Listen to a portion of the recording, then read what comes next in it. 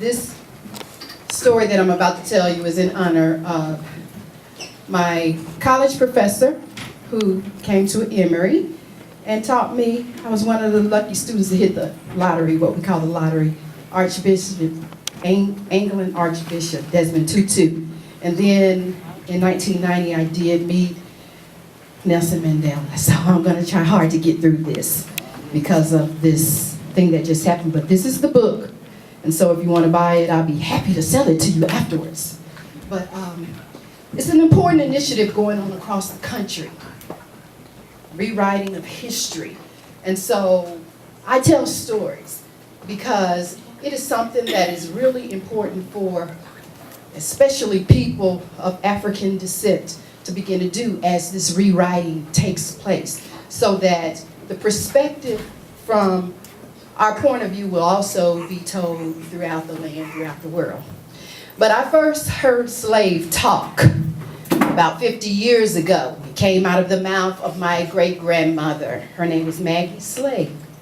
She, like her daughter, Mary Hughes, told stories.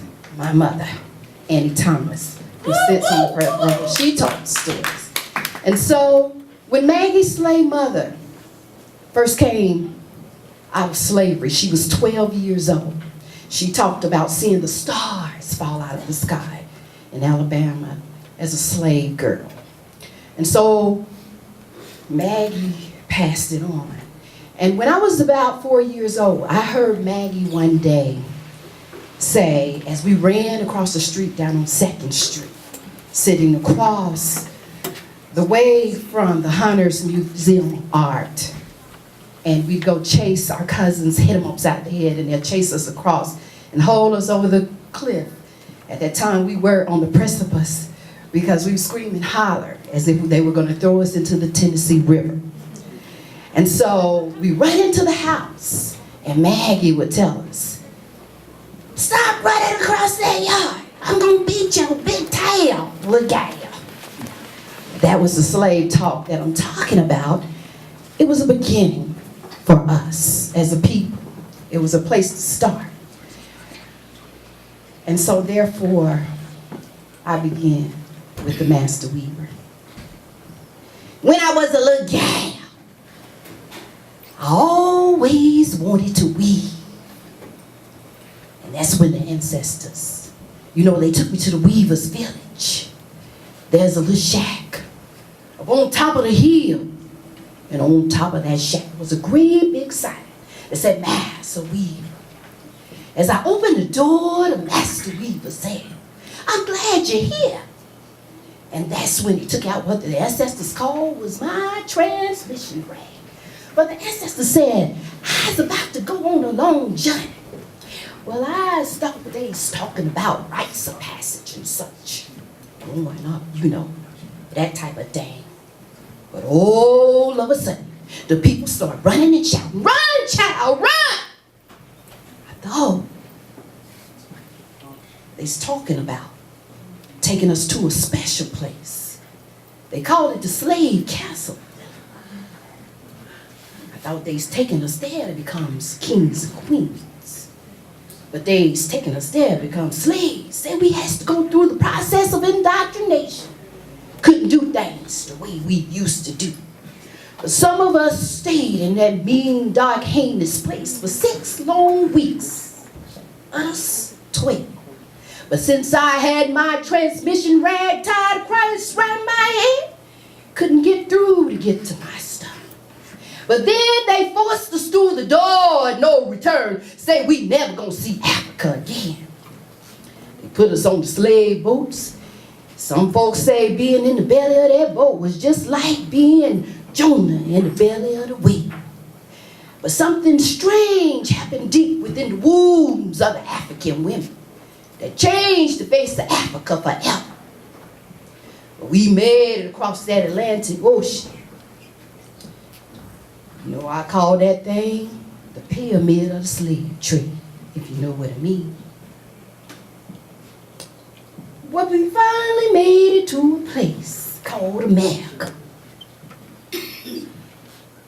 And they put us on the slave blocks. And the people people was touching us and pinching us and telling us to jump up and down and run with no clothes on because they called us perishable goods. But I say, why ain't these people too? But a man by the name of Master Jim Cleveland, why he take me to be his water gal. And every time I goes in and out the big house while Master killing his son Jeremiah, we be weaving from a book. See, in Africa, the master weaver, why he weave from a loom. But the master in America, he weave from a book. So I was determined I was going to learn how to weave if it's the last thing I was do. So I went into the house, to that big house, and I got that big book, y'all, and I started weaving. I started weaving till the eyes got cold. Eyes got whipped. So eyes got mad, and eyes run away. And while I was on the run, well, that's when I discovered that eyes knows how to weave, because everywhere eyes go, I saw what they had was those big patchwork quilts. And in the quilts was the signs and the symbols that tell me how to get from one place to another. So eyes weaves, and eyes weaves, and eyes weaves, till eyes got my freedom. Now I want to tell you something really special, children. Those of you that out there listen. If you can weave a letter, you can weave a word. And if you can weave a word, you can weave a sentence. And if you can weave a sentence, then you can weave a paragraph. And if you can weave a paragraph, then Lord have mercy. You can weave a song, a poem, or even a story like I'm weaving for you right now. I say weaving is serious business. It's serious because you can weave things like your freedom. It's like a spider that weaves a strategic web. If it comes out of the loom, out of the imagination, then it's just as good as a gift from the master weaver. But y'all know what I'm talking about, honey. If you can weave, you can do anything. Oh, what wonderful webs we weave. When we believe, we shall succeed. Weaving children is serious business. And so I tell the stories to teach imagination as an educator. I tell the stories to keep the memory of those who taught me how to weave, those who taught me how to read, those who taught me how to live in America and how to live across the world. In honor of Archbishop Desmond Tutu and Nelson Mandela. Because of their contribution, we all can weave.